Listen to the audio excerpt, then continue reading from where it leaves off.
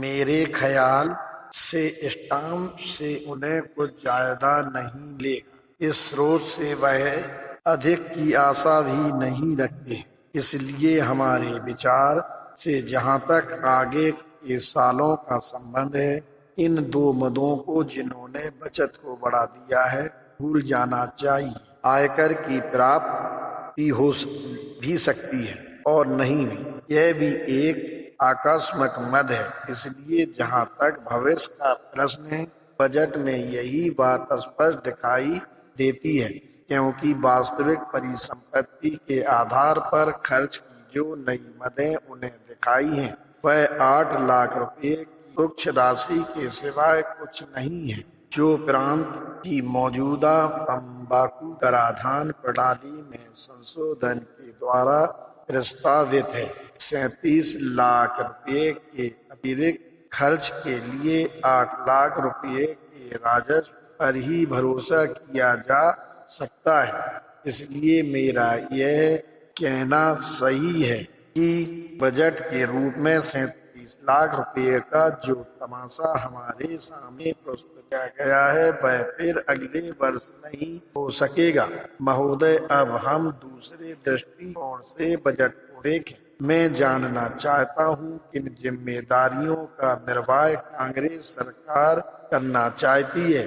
हमें पता होना चाहिए कि हमारी कुल देनदारी क्या है। महोदय, यह तो छोटी सी बात है कि हम देनदारी कल पूरी कर सकते हैं, परसों कर सकते हैं, या इसमें लंबा समय लग सकता है। यह तो बिल्कुल अलग प्रश्न है। बुनियादी और अति महत्वपूर्ण प्रश्न यह है कि पक्ष और विपक्ष में बैठे हम लोगों को जहां तक इस प्रेसिडेंसी की जनता के कल्याण का संबंध है, सर्वसम्मति से यह ज्ञात होना चाहिए कि प्रेसिडेंसी के लोगों के कल्याण के लिए हम क्या काम करना चाहते हैं। इसलिए इस प्रश्न के अलावा स्थिति से हम कैसे और कितनी जल्दी निपट सकेंगे, हमारे लिए यह बहुत जरूरी है कि हम इस बात का जायजा लें कि अंततः इस क्या होने वाली है। महोदय, अब यह स्पष्ट है कि आज तक इस प्रेसिडेंसी में जो परंपरागत बातें सरकार कर रही है, हालांकि उन्होंने अपना दायित्व और कर्तव्य जो शिक्षा, जन स्वास्थ्य, चिकित्सा और कुछ हद तक जलापूर्ति तक फैला है, पूरा नहीं किया है। ये सर्वसम्मति से स्वीकृत सरकार के कार्य हैं। मुझे इस बात की प्रसन्नता है कि कांग्रेस सरकार अब 17 अगस्त 1937 को सत्ता में आई। तब उसने एक बयान जारी किया था जो सरकार की श्रम नीति नाम से जाना जाता है। मैं अपने माननीय मित्र इस बयान की याद दिलाना चाहता हूँ, क्योंकि उन्होंने इस बात पर कोई ध्यान नहीं दिया है कि सरकार ने प्रेस विज्ञप्ति में क्या कहा था। इस विज्ञप्ति के हवाले से मैं कहना चाहूँगा कि सरकार ने स्पष्ट रूप से यह तथ्य स्वीकार किया था कि केवल यही कर्तव्य नहीं है जिन्हें यह सरकार अनिवार्य रूप से करेगी। कांग्रेस सरकार ने स्वीकार किया है कि जिन्हें आवश्यक सेवाएं कहते हैं, जैसे शिक्षा, जन स्वास्थ्य, चिकित्सा सहायता और जल आपूर्ति के अतिरिक्त अन्य दूसरे काम भी हैं जिन्हें करना सरकार का कर्तव्य है और जो इस समय सभी आधुनिक देशों में आमतौर पर उपलब्ध है। मैं समझता हूँ ये कर्तव्य है बेरोजगारी भत्ता, रोगी बीमा, वृद्धा पेंशन, प्रसूति लाभ और असमय मृत्यु पर उसके आश्रितों को सहायता। इसलिए हमें इस स्थिति से आरंभ करना है कि हमारी सरकार जिसका दावा है कि उसके हाथ में कार्यभार की बागडोर है, उसे इन कर्तव्यों का पालन करना होगा। इसलिए प्रश्न यह है कि यदि सरकार अपने इन दायित्वों निभाने का फैसला करती है तो उसका कुल खर्च कितना होगा। जैसा कि मैंने कहा कि इस बात का कोई महत्व नहीं है और इससे समस्या हल भी नहीं होती है कि हम इस काम को आज करने की स्थिति में हैं अथवा नहीं। आवश्यकता इस बात की है कि हमें पता होना चाहिए कि हमारे क्या कर्तव्य हैं और हमें कितना खर्च झेलना पड़ेगा। महोदय, इन सभी बातों पर विचार करने पर मैं चाहूंगा और बहस की समाप्ति पर भी मैं इसका स्वागत करूंगा। यदि मैंने माननीय मित्र मंत्री महोदय यह बताएं कि यदि हम इन दायित्वों की तरह वहन करेंगे तो प्रेसिडेंसी के राजस्व पर कितना भार पड़ेगा। मैंने अपनी क्षमता के अनुसार इस बारे में हिसाब लगाया है। मेरा हिसाब किताब एकदम सही नहीं हो सकता। मेरे पास कोई जानकारी नहीं है और ना ही कोई आंकड़े हैं।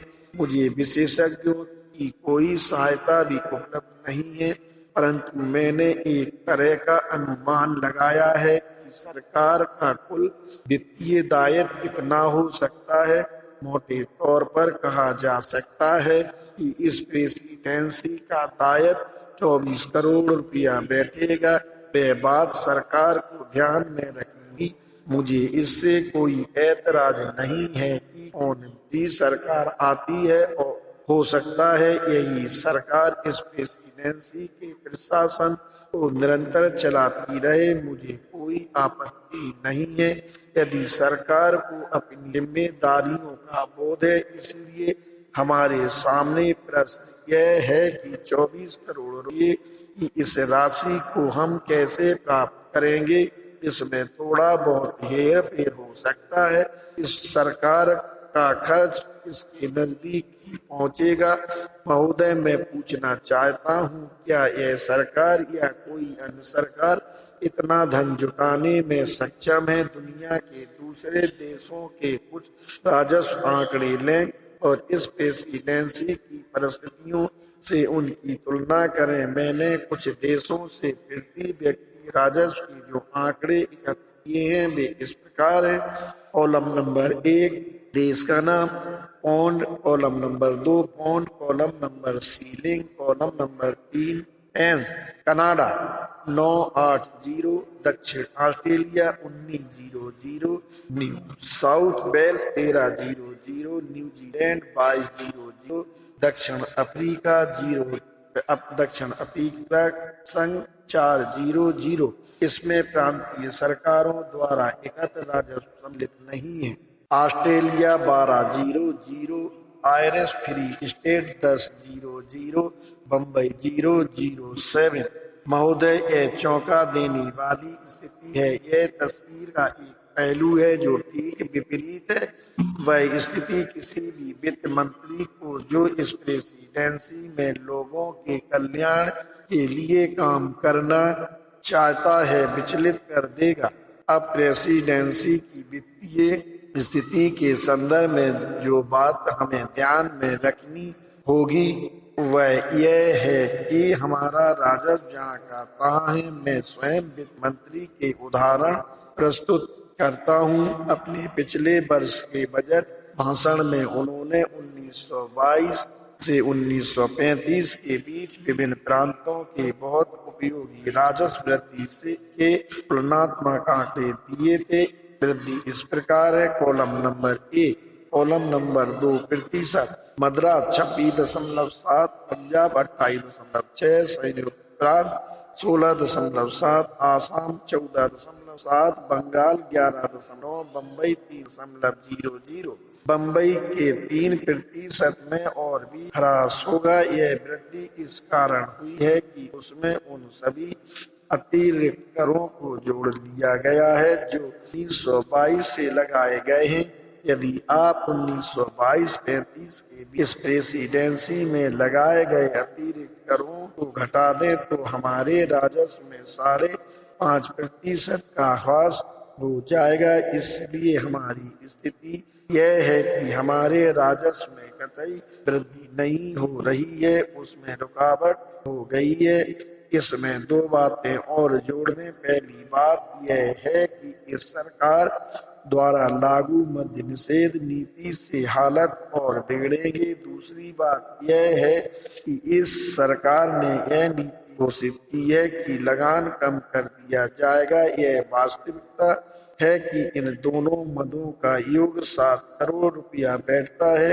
सरकार की नीति के संदर्भ में मान लेना चाहिए कि यह 7 करोड़ रुपया प्रेसिडेंसी के राजस्व से लुप्त हो रहे हैं। इसलिए कुल राजस्व, जिसको आप अस्थायी आय कह सकते हैं, वह 5 करोड़ रुपया रह जाएगी। इसके विपरीत, जैसा कि मैंने कहा है, आपको 24 करोड़ रुपया के दायित्वों का वहन करना होगा। महोदय, अब प्रश्न यह है कि इस प्रेसिडेंसी के वित्तीय साधनों में सुधार के उपाय क्या हैं। मुझे यह कहते हुए अत्यंत दुख होता है, परंतु वास्तव में मैं कहूँगा कि वित्तीय वक्तव्य और मेरे माननीय मित्र का बजट भाषण दर्शाता है कि यह बजट प्रतिगामी है। यह एक ऐसा बजट है जिससे पता चलता है कि सरकार अपने वचन से मुकर रही है। महोदय, हमारे वित्तीय के पिछले बजट भाषण में जहां प्रशंसा उचित है वहां प्रशंसा करनी चाहिए। इसमें एक साहस का पुख्ता क्रांति के तत्व जिससे हमारे पक्ष में बैठे हुए सदस्यों को प्रसन्नता हुई थी। पिछली बार के उनके भाषण से मैंने इस बार के भाषण की ना की है, और दुख की बात है कि मुझे दोनों में विरोधाभास दिखाई दिया है। महोदय, पिछले वर्ष मेरे माननीय ने जो भाषण दिया था उसके मूल्यांकन से मुझे यह आभास हुआ था कि वह एक बड़ी कठिन और महत्वपूर्ण समस्या के प्रति जागरूक है जो हम सबके समक्ष मौजूद है। वह समस्या है धन जुटाने की। वह इस सर्वोच्च समस्या से केवल परिचित ही नहीं थे, बल्कि ने हमसे वायदा किया था कि वह इससे इस प्रकार निपटेंगे कि प्रेसिडेंसी के लिए न केवल अधिक साधन एकत्र करेंगे, बल्कि करों के भार को इस तरह बराबर बराबर बांट दिया जाएगा कि जो उसे सहन नहीं कर सकते उन्हें उससे मुक्त कर दिया जाएगा, और जो सहन कर सकते हैं उन पर कर लगाया जाएगा। मैं उनके भाषण का एक अंश उनको पढ़कर सुनाना चाहता हूँ जो उन्होंने पिछले साल दिया था। पैरा 14 में मेरे विद्वान मित्र ने कहा था, एक माननीय सदस्य डॉक्टर भीमराव अंबेडकर, मुझे उच्च न्यायालय की आदत पड़ी हुई है जहाँ हम अपने मित्रों को विद्वान कहकर संबोधित करते हैं। तो मेरे माननीय मित्र ने यह कहा था, अंत में हम नए कराधान के मुद्दे पर आते हैं जो अतिरिक्त वित्त जुटाने का साधन है। इस बारे में हमारा पहला उद्देश्य वर्तमान करों के भार में आवश्यक समन्वय करना है। पहले भू राजस्व को लेते हैं। हमारा अंतिम उद्देश्य अलाभकारी जोतों पर से कर को खत्म करना है, जिसमें हमारी भूमि इस समय विभाजित है। फिर भी शुरू में हम यह आवश्यक समझते हैं कि बड़ी कृषि आय पर श्रेणीकृत कर लगाया जाए। वास्तविक खेती करने वालों के हाथों से संपत्ति हरण की प्रक्रिया के कारण बहुत सी भूमि उन हाथों में पहुंच गई है जो खेती नहीं करते हैं, भाड़ा खाते हैं और अनुपस्थिति भूस्वामी हैं। क्या उनकी आय को चाहे तो या बहुत कराधान से उसी प्रकार मुक्त रखा जाए या उनके कर को कम किया जाए जैसा जमीन पर वास्तविक खेती करने के साथ होता है। और ऐसी बहुत सी आय है जो हस्तांतरित भूमि से होती है। इससे प्रेसिडेंसी को लगभग 70 लाख रुपए का वार्षिक घाटा होता है। इस प्रकार की आय को इस रूप में लिया जाए जब हम अपने खातेदारों के अधिक संपन्न लोगों पर कर लगाने का प्रस्ताव रखते हैं। इस सदन में बैठे हुए सभी माननीय सदस्यों द्वारा ऐसे प्रश्नों पर व्यक्त विचार सरकार को निश्चित प्रस्ताव तैयार करने में बहुत उपयोगी होंगे। जो क्षमता रखते हैं उनकी भूमि से प्राप्त आय पर ऊंचा कर लगाने की नीति को अपनाने से साधन प्राप्त होंगे। हमारे विचार से उपयोग वास्तव में खेती करने वालों के लिए भूमि कर के बोझ को सहने योग्य बनाने और उनका जीवन बदतर बनाने के लिए किया जाएगा। उच्चतर और औचित्यपूर्ण कर योग्य कृषि आय पर श्रेणीकृत करके परिणाम के बारे में जांच पड़ताल पहले ही शुरू कर दी गई है। इसी प्रकार यह आवश्यक है कि दूसरे कर जिससे हमें राजस्व मिलता है उनकी जांच दोबारा करें और उनका समंजन फिर से इस संदर्भ में करें कि उनका प्रभाव क्षेत्र कितना है और उनका जनहित पर क्या प्रभाव पड़ता है। हम इस काम को बहुत तेजी से कर रहे हैं और सरकार को आशा है कि ये निश्चित निष्कर्षों को अगला बजट प्रस्तुत करने से पहले इस सदन में घोषित कर दिया जाएगा।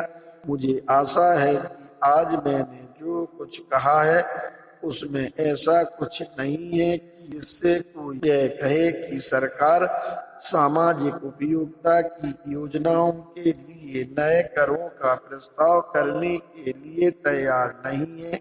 अगर किसी की ऐसी धारणा बनती है तो उसमें सच्चाई नहीं है। वैसे तो इस प्रांत में कराधान की दर बहुत ऊंची है। हमारे सामने यह बात साफ है कि अधिकांश करों का बोझ इस प्रांत में गरीबों को ही उठाना पड़ता है। भू राजस्व उत्पाद शुल्क स्टाम्प फीस कोर्ट फीस सार्वजनिक वाहनों पर कर देसी तंबाकू पर कर अधिकांशतः गरीबों को ही देने होते हैं। बस आयकर ही है जिसे संपन्न लोग देते हैं और वह इस समय प्रांतीय सरकार के कार्य क्षेत्र में नहीं आता। एक और गरीब लोग हैं जो इस सरकार को अधिकांश कर देते हैं और दूसरी ओर संपन्न लोग हैं जो केंद्र सरकार को आयकर देते हैं। इन दोनों के बीच में काफी लोग हैं जिन्हें अपने प्रांत के वित्तीय दायित्व का एक हिस्सा तो देना ही चाहिए।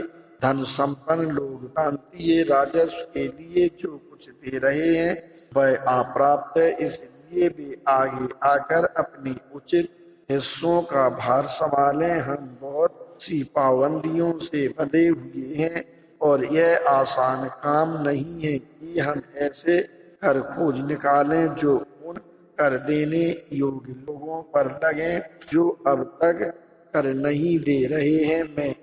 मैं आज इस स्थिति में नहीं हूँ भावी निर्णयों की पूर्व कल्पना कर सकूं। बस मैं इतना ही कह सकता हूँ कि हम बहुत से प्रस्तावों की संभावनाएं खोज रहे हैं जिसे इस सदन में प्रस्तुत किया जा सके। केवल ऐसे प्रस्ताव नहीं जिनसे हमें मद्देनजर से हुए घाटे को पूरा करने के लिए आवश्यक धन मिले, बल्कि साथ में हम अपनी योजनाओं को विस्तृत कर सकें।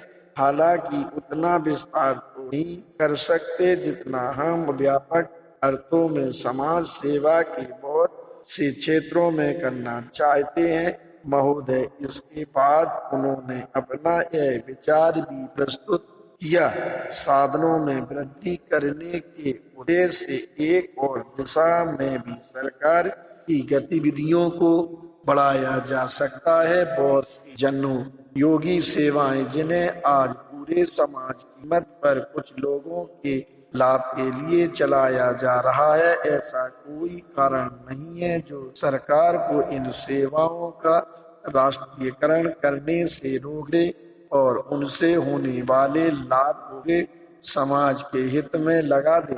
जैसे बिजली की आपूर्ति को ही ले, यह काम निजी एजेंसियों सरकार के संरक्षण में करती हैं और सरकार ही जनता की ओर से उन्हें संरक्षण दे सकती है। ऐसा कोई उचित कारण नहीं है कि इस जनोपयोगी गतिविधि के लाभों को मान्यता प्राप्त एजेंसी यानी सरकार के माध्यम से क्यों न समस्त जनता को वापस कर दिया जाए। अब तक इस दिशा में कोई काम नहीं हुआ है।